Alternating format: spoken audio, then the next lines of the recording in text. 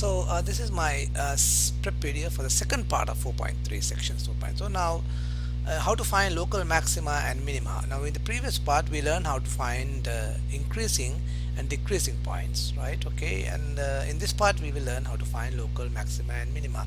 Now, if you look at this graph, I told you in the previous one, absolute minima and absolute maxima are the places where if you get the absolute maximums. The local maximum and the minima are maximum and minima which are localized. Okay, now remember, a local maximum and minima can also be an absolute maximum and minima. Alright, okay, so what are the local maximums and minimas here? If you look at this point, right, it's a local maximum. If you look at this point, it's a local minimum. If you look at this point where the derivative is undefined, can you see the sharpness? It's also a local maximum, right? But if you look at this point here, it is, here you have a derivative, right, is 0, right, horizontal tangent, right, but there is no absolute maximum, local maximum or local minimum. Here also we have derivative equal to 0, right, we do not have a local maximum or minimum, right.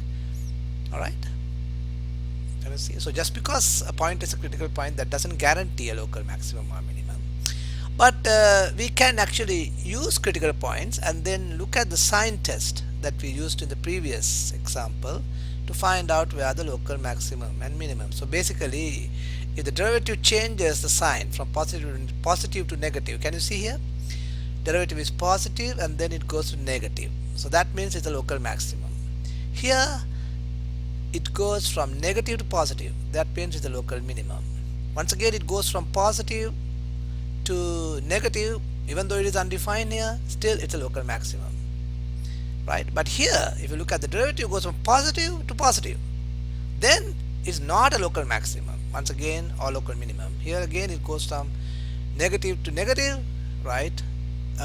Then also it is not a local maximum or minimum. So if the derivative changes sign from positive to negative or negative to positive, then we can be pretty sure that it is a local maximum or minimum. So what do we do? Well, what I just told was actually has a formal name. It's called the first derivative test. But essentially what it says is that if the derivative changes from negative to positive, then local minimum, positive to negative, maximum, local maximum. If it doesn't change, well, it doesn't change. No local maximum or minimum. So how do you find this?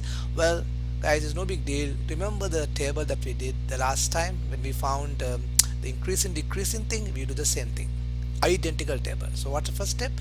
We find out where the critical points are. Why do we find where the critical points are? Because those are the places which are candidates for local maximum and minimum. Just because they are candidates, that doesn't mean that we are going to have a local maximum and minimum, but certainly they are candidate. We need to check this out. Okay, so first thing is to find the candidates. So how do you find the candidate? Find the critical points of the function. So let's take the same example that we did last time, right? Okay, in the previous example. Okay, so remember what we did? We took the derivative. So first step is to find the critical values. So find the critical values, right, and set it equal to 0. Is the same example that we did last time. So you get x equals plus or minus 2 because it is a polynomial, so it's defined everywhere and blah blah blah. And then we created the interval just like last time. What are the intervals? The smallest, negative infinity to the smallest one. So negative infinity to the smallest one is negative 2. Then what? Negative 2 to the next one, which is what? Positive 2. And then what? Positive 2 to the largest 2, which is what? Infinity. Okay, so negative infinity to negative 2, negative 2 to positive 2, positive 2 to infinity, the three intervals, right? And then just like last time, we got test values identical. This is the same table that I draw last time. So test value for this interval is negative 3. We plugged it in, right, to f prime, right, and then we found that it is greater than 0. So if you want a detailed description, go back and check the previous video. The identical example is there. Okay, so it's positive, that means what? Increasing. Now if it is negative, if you look at the second interval, then take test value 0, you get it decreasing, and the third interval is increasing. Now here, do you see that at this point negative 2, I want you to concentrate on this point, negative 2. Okay, x equals negative 2. So that is where this interval ends and the second interval begins. Okay, negative 2. What happens? The graph increases and then decreases. That means it is, the derivative is positive and negative. So derivative positive, increase and decreases. So goes like that and decreases. So increases and decreases. What do we have at that point? We have a local maximum, right? Increases and decreases, right? Okay, so we are negative. So at negative 2 we have a local max. Look at this boundary point. Okay, that's why you should look at negative 2. So we have a local maximum at negative 2. Now when x is equal to negative 2, I also need to find out what y is. How do I do that? Well, I go and put this negative 2 in the original function. So what is my original function here? My original function is this. If I put negative 2 here, I get what? Negative 2 to the cube is negative 8 minus negative 12 times negative 8 is what? Negative 12 times negative 2 is what? 24, plus 24, right? So plus 24 and negative 8 is what? Plus 16 minus 5 is what? 11. So the y value is 11. So can we say, so once again, it's the derivative was positive and negative. So positive and negative, and that happened, and the change happened at what point? Negative 2. The boundary point here. Okay, negative 2. Negative 2. So at x equals negative 2 and y equals negative 2, we have what? A local maximum. Very good. Now, let's look at the next boundary point. Okay, what's the next boundary point here? 2. Okay, 2. Can you see? That's where the second interval ends and the third interval begins. Okay, 2. Okay. Alright, people. So at 2, what happens? Well, the derivative was negative, decreasing, and then increasing. So decreasing and then increasing. Decreasing, increasing. What do we see? Decreasing and increasing.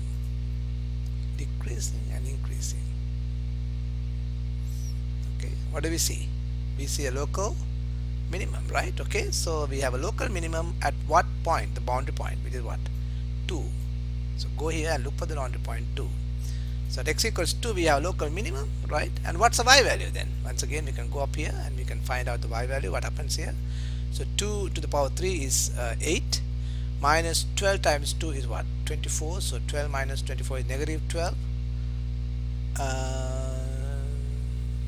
No, so 8 minus 24. So what is 8 minus 24? 8 minus 24 is negative 8 minus 24. 8 minus 24 is negative 16, minus 5 is negative 21. So it's negative 21. So we have local minimum at x equals 2 and negative 21. Alright. We don't have to worry about this point that much because this is increasing, but there is no boundary point after that. So we have two boundary points, negative 2 and 2. So at those points, one we had a maximum and the minimum. So local maximum at negative 2 x equals and the local minimum at 2. Let's check the graph and see whether that is true. Correct. Well, that is true because see, at x equals negative 2 we have a local maximum, a nice maximum, and at x equals positive 2 we have a nice local minimum. Alright, so once again the 3 steps, right? We look at the critical points, right? And we take the derivative, set it equal to 0, right, or undefined, right, and then we find the critical values, and then we look at the intervals and we draw the table. We draw the table and then we go to the boundary points and see whether there is an increase in decreasing situation. If it increases to decrease, then means local maximum, and then you go decrease to increase is our local minimum, right? Okay, and those are the points which are concerned about. Now let's take a more exotic example. Now if you look at this example, right, okay, f of x equals x to the 4/3 and 4x to the 1/3, right? The same idea, guys. So you take the derivative first. So if you take the derivative of this, you get what? The 4/3 comes up in front. So 4/3 and the 4/3 becomes 1/3. So x to the 1/3 minus what? The 1/3 comes down. Can you see that? If you use the power rule here, 1/3 comes down. So you get a 4/3 here, 4/3, and x and the 1/3 will become what? Negative 2/3. Negative 2/3. Once again, the derivative of this is 4/3 x to the. If you subtract 1 from here, you get 1/3 minus. Bring the 1/3 here, which is 4 times 1/3, which is 4/3 x to the 1/3 minus 1 is negative 2/3, right? So if you take out a 4/3 from here, you get what? X to the 1/3 minus what? 1 over x to the 2/3. Now 4/3, and then if you now get the denominator as one denominator here, what do you get? You get x to the 2/3 at the bottom, and then if you multiply x to the 2/3 and x to the 1/3, right? What do you get? Well, x to the 1/3 plus 1/3, which is what? 3 over 3, which is 1.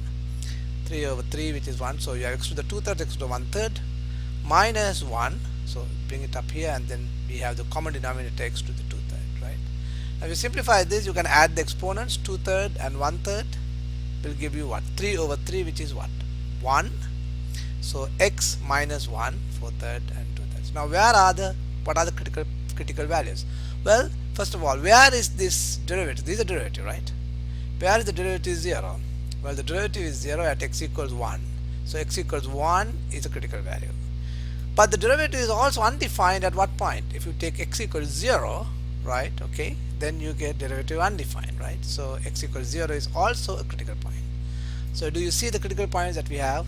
1, okay, and 0, right? Now in the absolute maximum minimum problems, we looked at the endpoints. We don't look at the endpoints here because we are not concerned about the endpoints. We are looking about the local maxima and minima. So remember, we are looking at local maxima and minima, so the endpoints don't come in. So we only look at the critical values. So what are the critical values? 1 and 0. So can you tell me what the intervals are? Well, you go from negative infinity to the smallest. So the smallest is what? 0, negative infinity to 0. Then from what? 0 to the next one, 0 to 1. And then from 1 to infinity, 1 to infinity. Okay, so 3 intervals: negative infinity to 0, 0 to 1, 1 to infinity. So I take negative infinity to 0, give me a value there. What? Negative 1, say, test value. Negative infinity and 0, so negative 1 is a good test value. Now plug it in the derivative. So if I plug it in the derivative, then what happens is I plug in negative 1 here and negative 1 here. Okay, so I get what?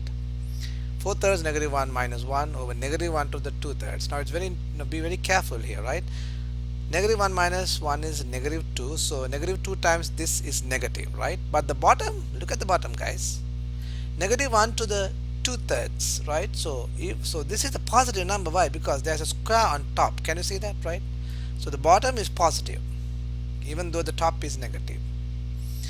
Because how do you do this? Negative 1, you take the cube root of negative 1 is negative 1, and then if you square it, you get what? Positive 1. So the bottom is positive, top is negative. Negative or positive is what? Negative. So this is negative, guys. Okay, so it is negative means it's decreasing. The graph is decreasing. Now you look at the next interval, 0 and 1. Take the critical point. So you have to take like what? 1/2 here. Alright, so just plug in 1/2 here, and then we will so you put oh gee, why did I put 0? I can't put 0 here. I put 1/2 here, right? Okay, so if I put 1/2 here, I get what? I get a negative number here, right? And on top, can you see that? Why? Yeah, I get 1/2 minus 1 is negative 1/2. So negative 1/2 times 4 over 3 and negative 2, right? So I get negative 2, and then the bottom is still positive, correct? The same deal as before, right? So negative 2/3, negative, I brought the negative forward, so negative 2/3 over 1. Okay, so 1, I can just keep it here if you like, if it makes you happier. So negative 2/3 divided by 1. So once again, negative or positive 1. So it's a very interesting situation. Again, it is decreasing. So remember, decreasing. So if it is decreasing, let's go back here. The sign doesn't change. We have a situation like this. Slope is decreasing and then again decreasing at this critical point. Decreasing means what? No maximum or no minimum. But the derivative is negative and negative. Right, okay, so it's negative, and negative means no maximum or minimum. So negative, right, means what? Decreasing, no local maximum and minimum at the boundary point, which is what? 0. There's no local or maximum. There's like a step down. Kind of like this, like a kind of like a landing, It's a landing thing, not a maximum or a minimum. I like to call it a landing thing. Okay. All right. So now let's look at the last interval that we have. 1 infinity, right? So 1 to infinity, give me a point here, 2. So if I put 2 here, then of course 2 minus 1 is 1, which is positive, times 4, 3 is positive, right? So everything is positive, divided by a positive number, right? Okay, and so it is positive, right? So positive means increasing. Now we have a increasing situation, right? And what's the boundary? The boundary here is 1. Can you see that? So at 1, we have a decreasing. So increasing means what? Decreasing and increasing. Decreasing, increasing. Decreasing, increasing. What do we have? Decreasing, increasing, right? What do we have? We have a local minimum. So we have local minimum at x equals, the bound point is 1. And how do you find the y value? Well, we go up here and plug it in the formula. So if we put 1 here, we get what? 1 to the power 4 3 is 1 minus 4 times 1. So 1 minus 4 is what? Negative 3. Okay. So we have negative 3. So local minimum at x equals 1 and negative 3. But no local maximum. Is this correct? Well, if you look at this graph, it's a very nice graph, and it's very careful, because if you don't put if you're drawing it through a calculator, right? If you don't put the correct triangle, you will not get the local maximum. The local minimum, sorry, the local minimum. The local minimum is very tiny. Can you see there is a local minimum at 1? Okay, that's a local minimum. But if you make this large, local minimum will disappear. So that's one real advantage. I'm actually drawing this with by analysis and not depending completely on the calculator. Okay, all right, that's it for today. We'll continue more examples in the class. Okay.